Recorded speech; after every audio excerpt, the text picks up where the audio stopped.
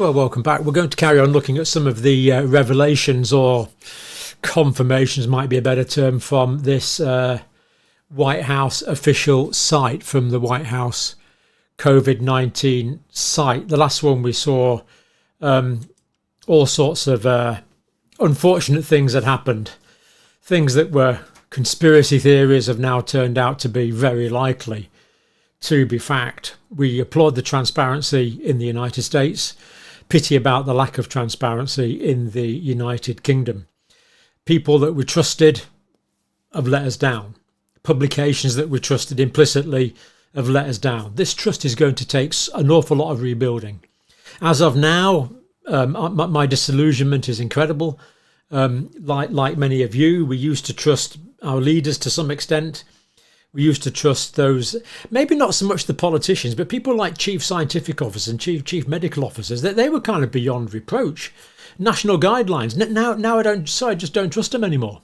We've been badly let down. Anyway, let's not prattle on. Let's look at the evidence. This is from the White House site. We looked at this situation where the Wuhan Institute of Technology just happens to be 7.5 miles from where the virus originated.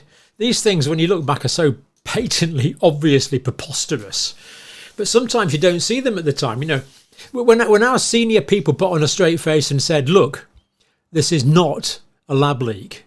Look, stop working against human good. You know, it was just... Well, looking back, I was naive. I believed what I was told by the leaders. Not anymore. Not anymore. I suppose that's a good thing to come out of it. Anyway, let's carry on. That was the the preemptive pardon for a certain Anthony Fauci. Quite incredible. Now, let's go on to stuff we haven't seen before. New York obstruction. New York's executive chamber redacted documents, offered numerous illegitimate privilege claims, and withheld thousands of documents without an apparent legal basis to obstruct the Select Committee's investigation into former Governor Cuomo's pandemic era. So here we see obstruction to official inquiries. Now, we have an official inquiry in the UK, of course. I don't know if it's been officially obstructed, but I think the best word I could use about that is disappointing. So, you know, at least the inquiry was trying in the States, even if the information they got to them was often incomplete. Yep. Moving on. World Health Organization. This should be interesting. The WHO's response to the COVID-19 pandemic was an abject failure. You just got to admire the terminology on this site. Abject failure. You know, these are things we've been talking about for years, but we can now say it because I'm just reading from the White House site. It really is quite a catharsis, this actually making these videos at the moment. Quite a catharsis that things had to put in very tentative terms. We can now read them out. You know, it was an abject failure. Let's see why. So the WHO's response to the COVID pandemic was an abject failure because it caved to pressure from the Chinese Communist Party and placed China's political interests ahead of its international duties. Further, the WHO's newest effort to solve the problems exacerbated by the COVID-19 pandemic via a pandemic treaty may harm the United States. Now, thankfully, the United States has withdrawn from all this nonsense. Unfortunately, in the United Kingdom, we haven't. Probably a good time to emigrate to the United States. Yep. They've withdrawn, of course, from the WHO, which, of course, I believe the United Kingdom should do as well, but we haven't. Now, and of course, we flagged up the alarm a long time ago about the pandemic treaty, talking to people that had studied this in great detail. such as James Roguski, who was remarkably helpful and did a heck of a lot of work on that. Now, this is social distancing. The 6 feet apart social distancing recommendation, which shut down schools and small businesses across the country, was arbitrary and not based on science. During closed-door testimony, Dr. Fauci testified that the guideline just sort of just appeared. sort of just appeared. We looked to our scientific betters, and we thought they were basing this on sound evidence. Why would they not be more honest with us? The end of deference, the age of deference is well and truly past in my mind, that's for sure. Same with everyone, we just don't trust them now, do we? Or so many people are not trusted who were previously implicitly trusted. It's an uncomfortable place to be, but in a sense I'm glad we're here though, because I think it more accurately reflects the nature of reality. Yeah, it's a matrix type situation, isn't it? Mask mandates. There is no conclusive evidence that masks effectively protected Americans from COVID-19. Now, if they didn't effectively protect Americans, I think we can assume from that, without too much risk of being accused of undue extrapolation, to saying that it didn't help in the UK either. No conclusive evidence that masks effectively protected Americans from COVID-19. Substitute the name of your country there, and you're probably fairly accurate. Public health officials flip-flopped on the efficacy of masks without providing Americans scientific data, causing a massive uptick in public distrust. Yep, sorry, we don't trust you guys anymore. Lockdowns, still from the same site, lockdowns. Prolonged lockdowns caused immeasurable harm not only to the American economy, and of course to the British economy and the Canadian economy and the Australian economy and the New Zealand economy and any economy you care to mention that followed this policy economy, but also to the mental and physical health of Americans, and again substitute Brits or whatever you want in there, with a particularly negative effect on younger citizens.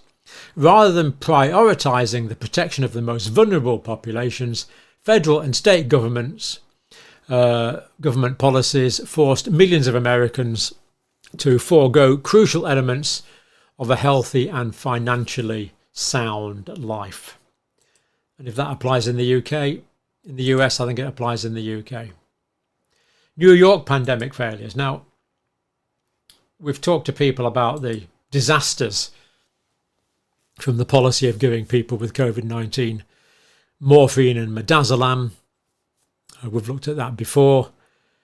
How many people died that would have survived? Lots. But let's look at the situation we've got here in the White House site. The former New York Governor Andrew Cuomo, March 25th order, which forced nursing homes to accept COVID-19 positive patients, was medical malpractice. Strong words, very strong words. Evidence shows that Mr. Cuomo and his administration worked to cover up the tragic aftermath of their policy decisions in an apparent effort to shield themselves from accountability. Of course, we couldn't possibly say whether that's true or not, but this is what it says. An apparent effort to shield themselves from accountability. How much accountability are we going to see? You let me know. My suspicion is not that much. You know, accountability is not for important people. Not for the high-ups, not for the elites. Accountability is for the riffraff, the scum, the proletariat, the plebeian classes. I don't think we're going to see much accountability from the senior people, and we've already seen that Fauci's had a preemptive pardon.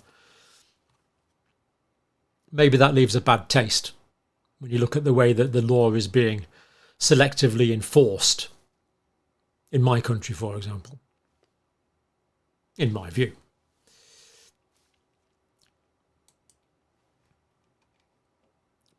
The United States, not so sure about the situation. Let me know. Do let me know. Right. Cover up a tragic aftermath of their policy decisions in an apparent effort. Right. Oh, there we go. Evidence suggests Mr. Cuomo knowingly and willingly made false statements to the Select Committee on numerous occasions about material aspects of New York's COVID-19 nursing home disaster and the ensuing cover-up. The Select Committee referred Mr. Cuomo to the Department of Justice for criminal prosecution. Don't know what's happening on that. Again, if you're in New York, let me know what's happening on that.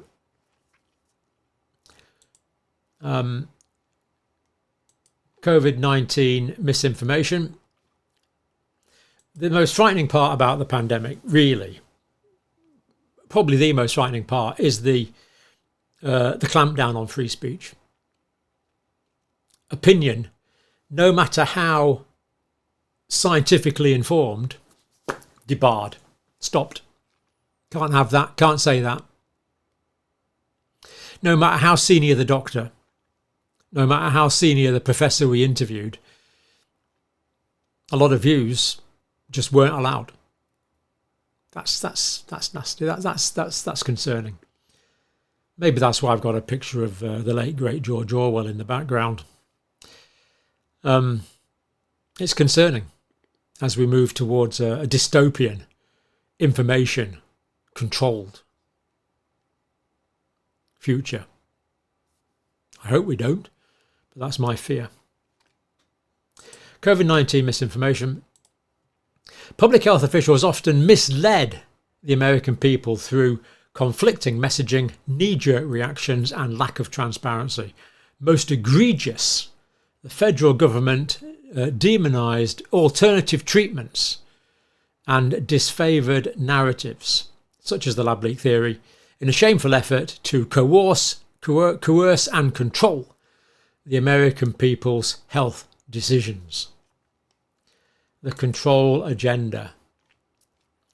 Demonise alternative treatments and favoured narratives. We had the privilege of interviewing Dr. Pierre Corey on this channel just after his deputation to the American government. And the video was taken down. The posts, the tweets were deleted at the time. Why bother having senior doctors if we're not going to allow them to give medical opinions? Just shut down the medical schools. Why bother?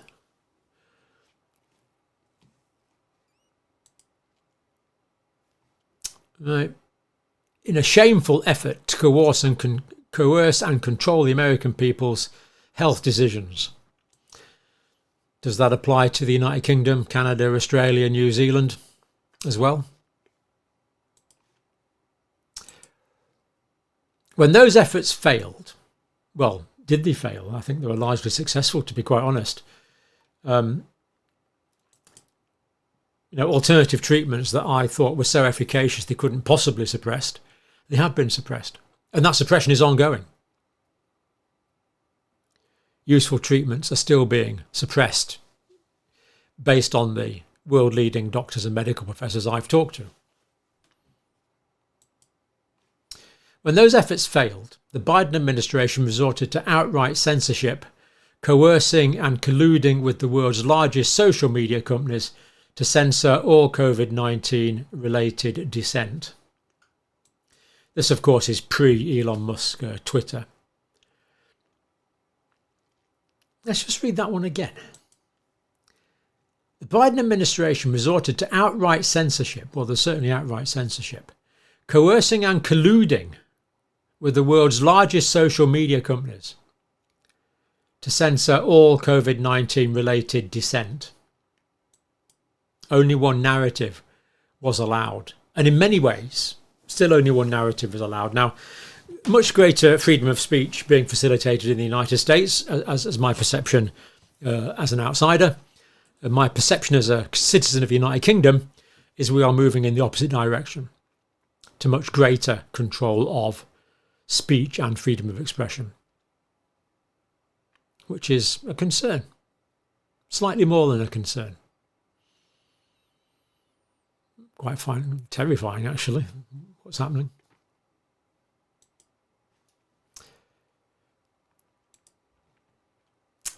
And that's from the information there is mostly from this, which we'll put the link in, House Oversight Committee documentation, published by the White House. Excellent level of refreshing candour of speech that most of us simply don't have the privilege of uttering. But we have had the privilege of reading this out, and we appreciate that. Thank you for that, and thank you for watching.